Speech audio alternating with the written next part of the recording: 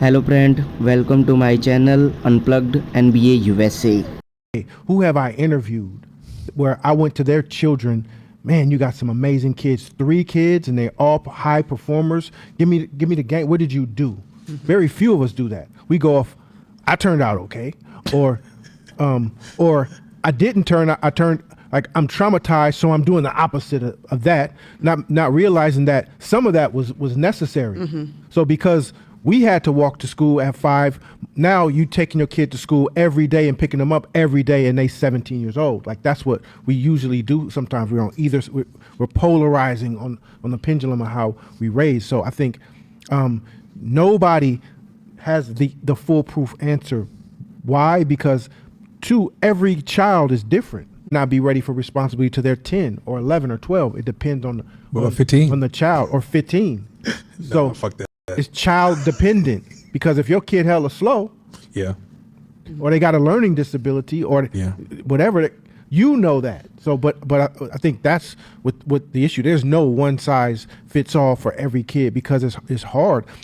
But I think the argument I'm trying to get at is that we're not preparing our children for crisis. And the expectations way over here, even though it's not real or not real, and then reality kicks in, but reality is so far from your expectation, that mental shock to the brain is so damaging. It's almost you can't even body it. It's almost like you can't stomach it, right? But for the child, for example, like for you, I'm not sure. Okay, when was the first time you saw somebody get killed or die? 7 or 8.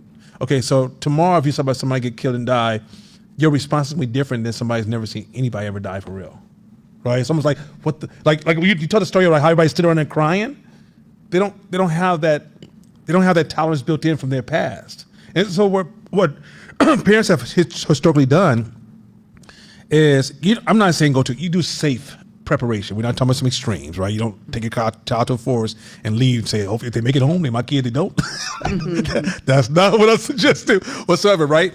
But like, for example, when family members die and you be like, oh, they're just going to be gone for a little while.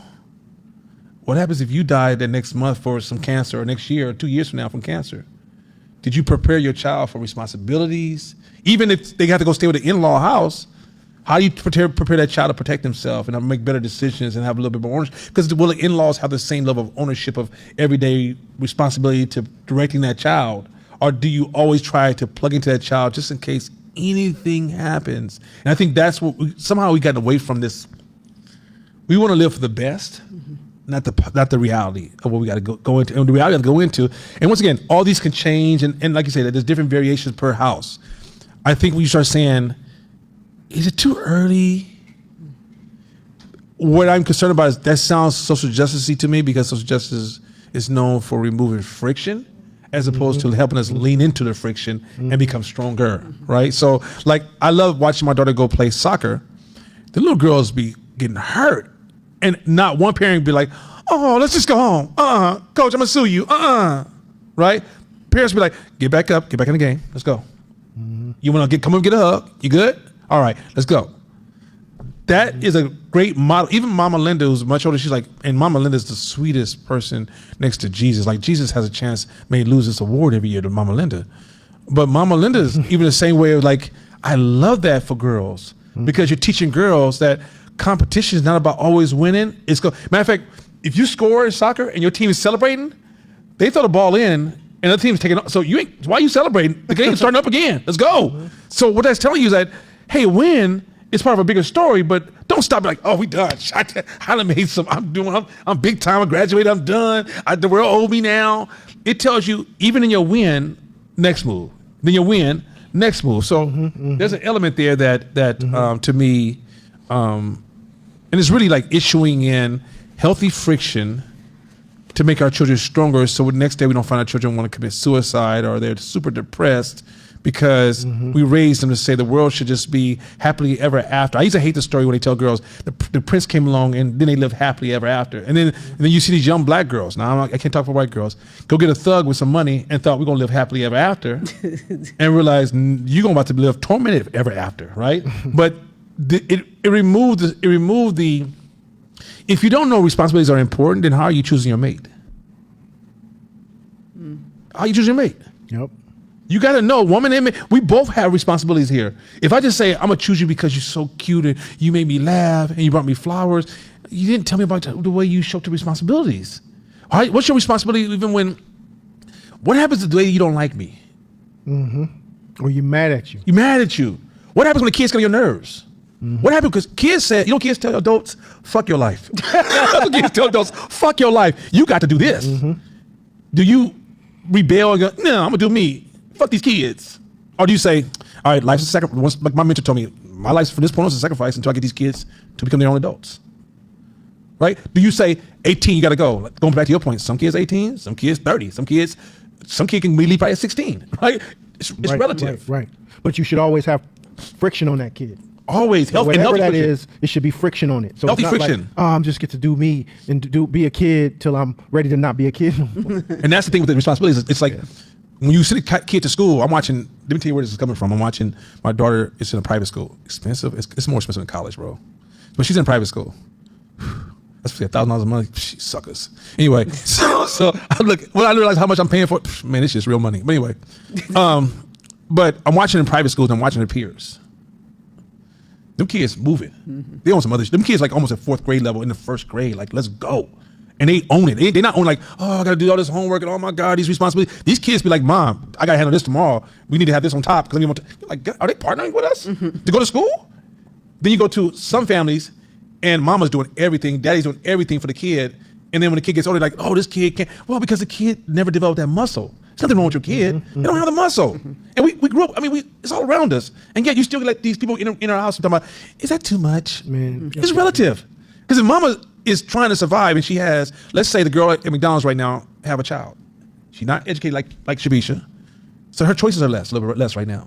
And while she has that child, she's got to take care of the child. But let's say her mother and family is damaged and broken or fractured, or she has an uncle molester that I don't want her nowhere around, so I'm gonna keep my child to myself. The mama's gonna really protect her child. Well, that means she's gonna have different structures for survival than the mother who, like Shabisha, who would have resources and have options. They both need friction, but one may experience different levels of friction based upon. So then I get older and go, my mother who raised me by herself, and, she's just, God damn, are you privileged?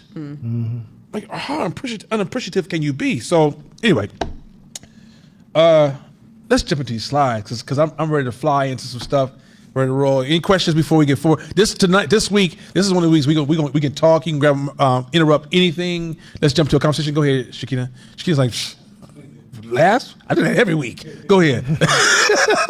I just it was towards Shabisha's questions, if I can comment. Yeah, please do. So being a parent that's been on both sides of the pendulum, having a teenager and doing like the polar opposite and polar opposite, what I'm coming to realize on this journey, because I'm still going through it and I know I'm not perfect and I'm constantly tweaking, is that the structure has become so integral for us, because even if my child doesn't grasp the ideas or own the responsibility, the exposure is training grounds. So being 15 and now their brains are turning on to, oh, well, what do I want to do? In 3 years, I'm going to legally be expected to be an adult. I'm not ready to be an adult. I have all these things that I feel uncomfortable with. And then they start panicking and I'm like, cool, that's actually a beautiful space to be in, because now we get to use all these opportunities while you have a safety net to be able to say, oh, well, what happens when I do this? Or this is really hard and I don't want to do it. And like guiding them through, pushing through that process. Because I think it's kind of crazy. Like I moved out really young at 16, not because I wanted to, because I had to. And so I remember when my daughter was younger and I was so overwhelmed by becoming a young parent that I had this idea, oh, I can't wait till she's 18. I can't wait. Like I say that all the time. Anybody that knows me knows that I was like, boy, I'm a Mary Poppins this all the way until 18 and I'm done. And then I was like, I kept on living, kept raising her, started realizing I needed to like partner with her to parent her as she got older, which is why there was so much friction, because I had this totalitarianism thing. And then I started realizing that all of the friction points were growth points for her and I to be able to have practice. And without that friction and that practice, there's no way at any point in her life that she would be able to function without me, because I had been creating a life of no friction because I had so much. So I think that for the people that authentically probably believe that they want to shelter their kids from those things, that's their opportunity to test. And if you don't get to test, you'll find yourself falling really short when it comes to reality, and you're in a real world where nobody gives a fuck about your feelings. So I've experienced both sides, and I'm getting more success in real time with creating friction with a very headstrong child. So I just think that it's Wonder where worth she get testing. that from. Oh, definitely she get it from her mama, along with a lot of other things. But I think it's a dope question, because I think that we need to have a space where we can challenge these things. Because there is going to be a side of people that are going to swing to the left because of whatever ideas and beliefs they have. But there's also there's a benefit to having that healthy dialogue about why and pros and cons. Because if you are good and bad and you do the black and white and you don't see the gray, then you start to reduce the value of that space. So Dope. Cool. Dope. Look at her shoes. Clean as hell. Anyway, let's jump into this real quick. First slide. So, this is a famous saying, Japanese saying, and it's crisis equals danger plus opportunities. And what that's suggesting is that every problem that we go through, every challenge we go through, actually offers an opportunity. There's something I noticed. This is trend that I notice amongst a lot, especially it may be in the Bay Area, but everywhere I go, I notice the same trend. And people love to complain, whether it's their personal life, like, how's your day? It was so rough. What do you think of the government? Oh, that damn Trump. What do you think about this person? I don't know if I like this. Not realizing that on the other side of that is an opportunity. But we get flooded with the noise of our crisis, our problems, and then some of us become problem attention addicted, where we use our problems to gain attention from other people's, our value from people. I'm going through something today, so just bear with me. Oh, I'm so sorry, Nana. Yeah. And I enjoy that attention that I receive from identifying the problem. One day, a young lady was sitting in my house. She's actually my family member, very close person to me. And she's sitting in my house, and she says to me, I said, how's your week going? Not too good. It was really rough. So, Nana, I'm going to go straight to the jugular. Did you eat this week? No, I ate. Can't pay your rent this month? No, I can pay my rent. Somebody dying? No. You found something for the doctor that's saying this is it? No, just other things, Nana. It's not about those things. It's other things. I said, then shut the fuck up. He looked at me like, wait, what? I said, because the problems you're going through is where wisdom comes from. Go through it. You don't gain wisdom by not going through anything. True. By you always complaining and avoiding, you're also avoiding personal growth. By you highlighting everything's wrong with the world, but you don't, let me show you another side of it too. You come to me and say, Elon Musk did this. And it sounds, the way you framed it, sounds absolutely negative, right? My is not, oh, he's so stupid. You may have to fire somebody, feeding as fast as possible. Even living, I was on this earth hustling, but I wasn't living, right? When you watch somebody who went through shit, or they observed other people going through shit, and they were extracting lessons. So let me tell you what happens. This is what I told the person. I said, so if you go through a problem, and the person you says, why am I going through this? The problem tunes your antennas. So next time that problem comes, next time you get signs the problem's coming, you're already starting making moves because you realize, yeah, I'm not having that problem anymore. I'm making this move, right?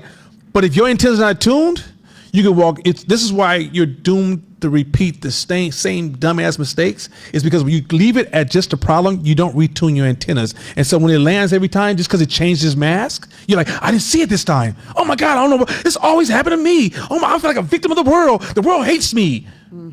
No, it's because when you face a problem, you just leave it as a problem, not an opportunity. And as you process problems correctly, you become wiser and wiser. And at some point, you're 30, 35, 40. People are like, man, you'll never have those same kind of problems anymore. Because my antennas told me not to never go down that block, never eat that fruit, and never drive that car. That's why I don't have none of those problems anymore. But the young person, but that car's clean as hell, and that fruit is, oh my God, it's so sweet, and I always go to that block because that's where my people stay. And you're like, yeah, but because I'm wiser, because I process my problems. Now here's the old fool. Yeah, that fruit sure do be good sometimes. Sometimes you just gotta eat it, right? It's. You meet somebody who's very superficial. The person who's very superficial. When a wise person calls you superficial, what that really means is that when you face problems, you didn't process it as an opportunity. You face problems as just problems. You victimize. You say, "Oh my God, there's problems bigger than me, and I'm a victim." And oh my God, help me, somebody. And guess what? You're just as dumb as you were when the next problem shows up. That's just like it. Just like it. The way you change your life is when you have problems that you want to get on the phone and call your friends and spend hours talking about. As you're talking, 15 minutes of conversation, go, oh shit, this should be an opportunity. I get it when you first take off, like, man, I'm going through some shit. You need to do that, right? You need to do that. You need to say, man, I'm going through some shit. But as you say, I'm going through some shit, you're releasing. You're getting yourself emotionally stable because you're a human being. But then after you become stable as a human being, you know what your next move is? What can I learn from this? What can I do different? What opportunities could this give me? I'll give you an example. One time, and I can't remember the details. I'm gonna give you a poor rendition of what happened. I get a phone call from a Shama that this, because we only missed 2 deadlines in our whole history of IT Media. So, get a phone call. You guys missed a deadline. So if I over amplify problems, I'm gonna continue to dig the hole of problems, probably destroy my relationship with Mashama. I'm mad, angry, because we missed a deadline, and I'm like, I'm not doing this shit. I want to be professional. Professional means you knock out your deadlines. That's just got to be a set. That's part of the game. So my brain goes, wait a minute, how can I turn this to opportunity? So I flipped some things, adjusted some things. Before you know, the client thought, man, I'm that special? Oh my God, this is why I will fuck with y'all for life. Because I reframed some things, adjusted. Because one, I ain't gonna keep doing that. You can't survive, keep adjusting and framing. But I turned that problem into an opportunity by reframing it, readjusting it, making some moves, pulling a call, making some phone calls, and all of a sudden that client turned into a much, much bigger client. But what I could have done at that moment of crisis is tuck my tail and then let the crisis overcome me. And before you know it, it caused major damage to my organization. The same thing in personal life, the same thing in business, the same thing in every form of system. Every problem yields an opportunity. The problem is, can you see it? And if you to the point your brain is too fogged to see it, develop an exercise or a ritual you will participate so you can put yourself in a position to seek out the opportunity that comes from every problem. Hey, let's keep it 100.